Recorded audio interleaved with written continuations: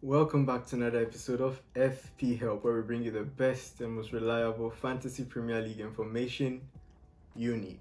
But before we start, I'd like to give a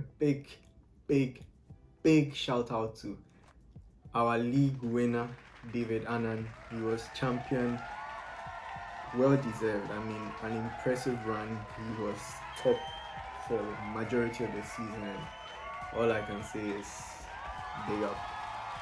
This season we are coming for you. And if you want to join the league, the code will be displayed on the screen. Yeah, so do well to join. Let's see who comes out on top. So if you've clicked on this video, you clearly want to find out how to play FPL or how to find your way around it some way, somehow. I'm here to give you that guide. Before you start, as you can see, there's a screen. If you want to get to this screen, you have to first be signed up with an account onto the league. So if you haven't, there'll be a link in the description. Do well to click on it, join it, sign up, and get the screen sorted. Then you come back to the video. Okay, if you're back, then I'm sure you've already got your stuff sorted, and it's time to pick a team. Okay, so with FPL, one thing you have to know is that you actually do really well based on goals, assists, clean sheets, and bonus points. These are the most important. So in selecting every position, you have to look out for players that are able to get you one of these. Okay, with goalkeepers, they are based on mostly clean sheets and bonus points, and those bonus points can also come from save points. If they make about 4 saves in a match, they get an extra point no matter what. With defenders, I mean, right now, because of how the game has changed, we have fullbacks that are always bombing forward, so we always look out for assists from fullbacks as well as clean sheets. That's the most important thing. So most of the time when you're selecting, you have to target fullbacks. With midfielders, they are my favorites actually, because they get the most points for goals, they get the most points for assists, as well as not the most points for assists, but they get a good amount for assists. Also get clean sheet returns as well as bonus points, so they cut across. They are like the perfect zone. And for strikers, they are mostly judged on their goals, assists, but they don't get anything for clean sheets. So that is how it works: goals, assists, clean sheets, bonus points. Those are the things you have to look out for when selecting a player, if they are able to give you these rewards. Okay, so now with that being said, I would like you to try picking a team, try picking a few players, and let's see how you've gone about it. Then later I'll give you my guide or my steps in which I take in selecting a team. So try your hands on it and get back to the video. Okay, so this is my team. I mostly go with the 3-5-2 formation. So I prioritize my midfield. Like, my midfield is the heart of the team. I make sure that I always have the best players that are going to give me returns, So with that being said, this is the team I've selected based on my 3-5-2 formation. Okay, my two goalkeepers are McCarthy and Nyland. McCarthy is because he's playing for a Southampton side that has progressed after their 9 it wasn't 9-0 or 9-1, their 9 thrashing. They've really gone ahead and strengthened their defense in ways that has been very impressive. And for my other goalkeeper is Nyland. Nyland is likely to start the season, but Aston Villa might sign a new goalkeeper. So, I mean, he's my bench goalkeeper, so that doesn't matter that much. The next side of my team, defense. My number 1 pick, Trent Alexander-Arnold. He's probably going to stay in the team till the season ends. because he plays corners, free kicks, putting crosses into the box, you name it, bonus points, everything is, his strength. You need him in your team. If not, Robertson is a cheaper buy, but yeah. So for these two, they are my placeholders on the bench. 4 million. I always go for the cheapest possible bench beginning of the season because I pick players that I know are going to start at least my first 2 games, so that later and the players actually build value. Because if, like, a player like Trent, the first game he scores a goal, hopefully, let me put it that way, he scores a goal, his price is likely going to go up because a lot of people will buy him. It's works like the stock markets. Like, when demand is high, the price goes up. When demand is low, the price drops. So if maybe you pick Nyland like this, I have in my team, then people are taking him out of his team. Eventually, I'll lose value on him. He'll drop to a 3.9, and that will affect me. So you must always try and build up value on your players as well. So yeah. So Trent, we've got it. These two are going to hold places on my bench, which will have 4 players. So already I have Nyland, who is going to be on my bench. Then these two, that makes it 3, and the third is Ryan Brewster.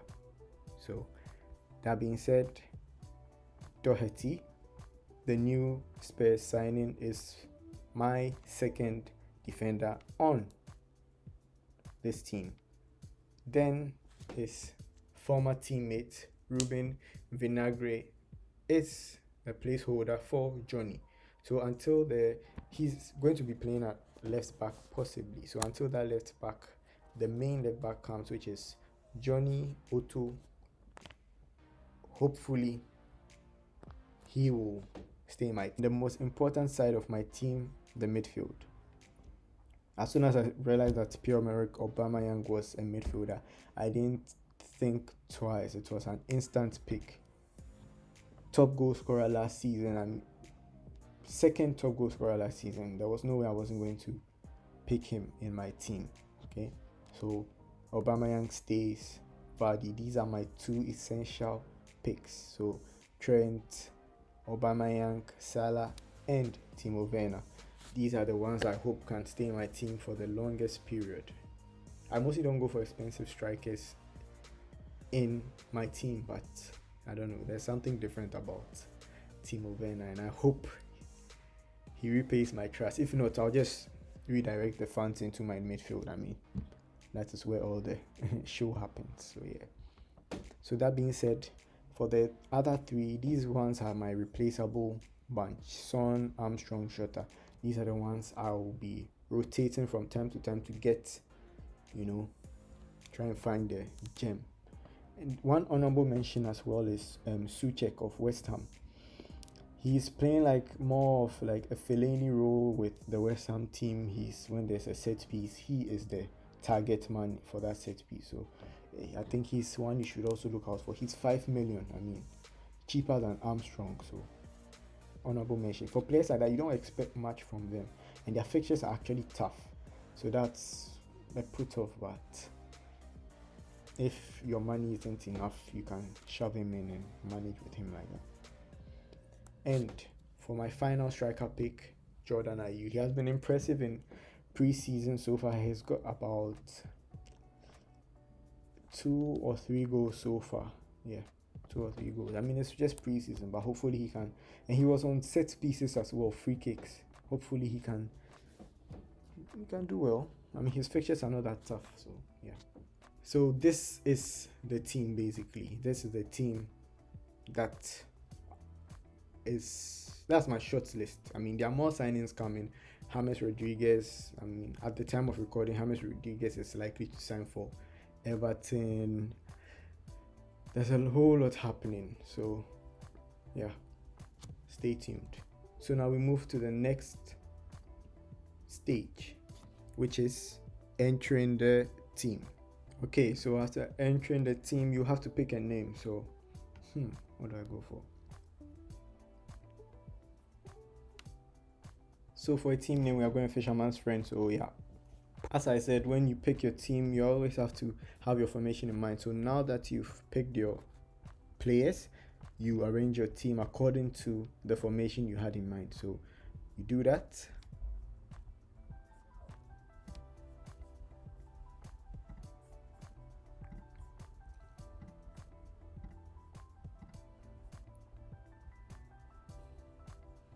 Once you've done that, you go to save your team. Poof, the team is saved. That way it doesn't revert back to what it formerly was. So always remember to save your team, because sometimes you might make transfers when the season starts and forget to save your team, then boom, it's not what you wanted. Okay, so now the next important thing to do, always make sure your bench is arranged. And by saying that, it's when someone on your team doesn't play, that's the use of the bench. Someone from the bench will actually come in and play. So, I mean, it's already arranged how I want it. Mitchell is going to be the first person on my bench because hopefully he might be starting. So if someone doesn't get the chance to play, maybe Armstrong doesn't play for Southampton when the season starts, I hope he fills in. So yeah, that's the purpose of arranging your bench. So always put the one you think might play in case someone doesn't play, okay? Yeah. So now the next is captaincy. This thing over here. It shows that this player is going to be your captain, and this player is going to be your vice captain. So for me, as I said, my midfield is the heart of the team.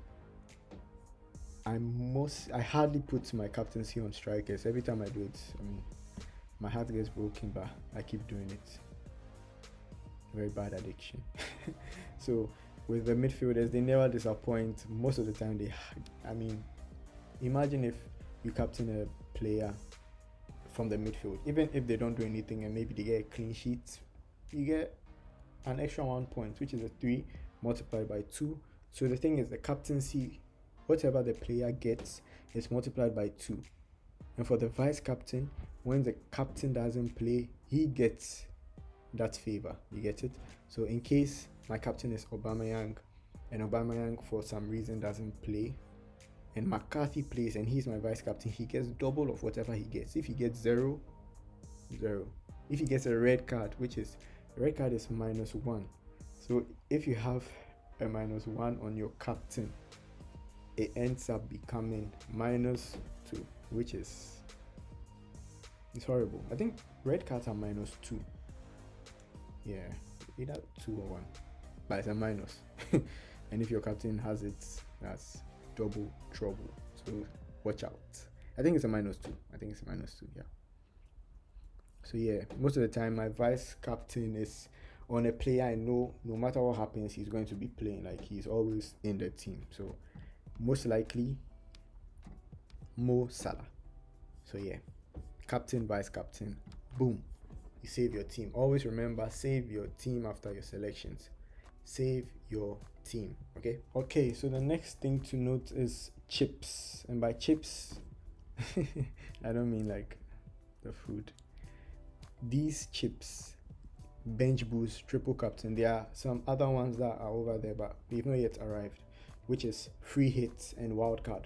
The wildcard gives you the liberty of totally changing your team. So this team that you selected, maybe after the next, as soon as maybe this team didn't do well, or maybe you're tired of the team, something, you have the chance to change your whole team without taking any hits. Every time you make a transfer, you have one transfer every single game week. If you save your one transfer, you get 2 transfers the next game week.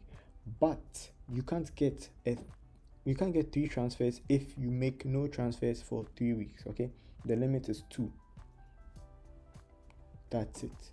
So once you use your transfers, boom, that's it. Any other transfer you make, you incur a hit, which is -4. And please, the -4, as much as it looks insignificant, it really affects you. So watch out for the hits you take. Okay, -4s are very dangerous. Try as much as possible to avoid them if you can. I mean, don't always try to be quick to change your team, because sometimes you might take some player out of your team and suddenly, boom, he picks form, he scores like a hat-trick, scores like 2-1. it's the worst. So always be sure about your changes. Don't be hasty about it and end up incurring every single week -4. It doesn't help. Okay, we have 2 wildcards you can use: the first half of the season and the second half. The first half of the season lasts from game week 1, this game week 1, all the way to game week 16, which is 28th December. So from game week 17, your new wildcard starts. So with this wildcard, you have from game week 1 to game week 16 to use it. If you're not able to use it, it expires. That means it's not like you have a carry forward. It's just gone forever. So then the next wildcard starts from the next year, which is game week 17, all the way to game week 38. So and wildcards, it's not compulsory to use it. Okay, it just helps you revamp your team, like change it up, get it. Maybe some things are not going well, I want to take someone, bring someone in, make like a good amount of changes, like 5 changes to your team. That is when you use your wildcard, not for 2, 3. Okay, that one maybe you can wait and use it. So wildcard, I mean, as the season goes on, I'll be coming up with how I expect to use my wildcard, and maybe hopefully it might be of help to you how I plan on using my other chips, such as the bench boost, triple captain, and free hits. Free hits is you can change your team for just 1 game week. So maybe you have this team. Once you activate free hits, you can change every position, which will only last for 1 game week. So maybe, and with most of these chips, I prefer to use them for double game week because I get more. And double game weeks are when the player has 2 games to play. Like right now, we know that Manchester United and Manchester City are not playing for game week 1. So when their game is confirmed, whichever day it is, it's not out yet. So maybe if it's in game week 3, that means you might see Manchester United play Brighton, as well as Manchester United playing another team, or Manchester City playing another team in addition to Leicester. That's how it works. So that way, if a player scores 2 goals against Leicester, he goes and scores 2 goals against the other team as well, that means you're getting a lot of points. So I prefer to use my chips against, I like to use my chips when the players are playing like double game weeks, favorable fixtures. That gives you an advantage.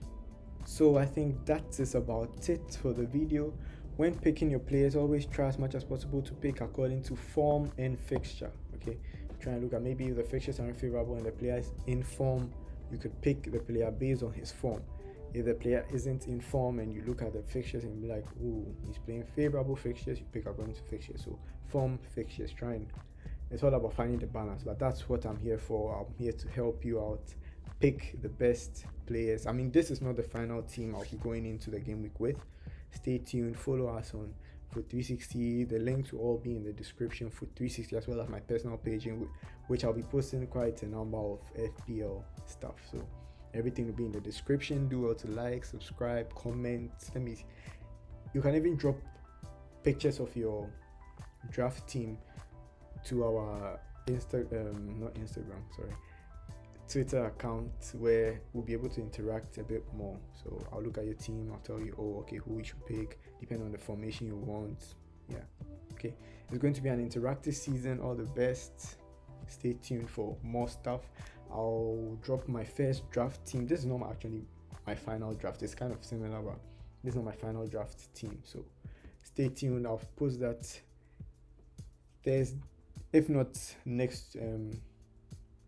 I drop my videos on Thursdays, so always stay tuned. Every Thursday around 7:30, you should expect a video to be out. Okay, I'll do my best to be consistent. Okay, it's always challenging, but I'll do my best. So 7:30 Thursdays, maybe I'll be dropping some from time to time, depending if anything. That's why you have to follow our Twitter account. You always be updated on what is going on with the page. Okay, so stay tuned, stay blessed, have a lovely time, and peace. Hunna ikke den type, der vil have sit navn derude. Hun er et mål for aftenen, ruller med mange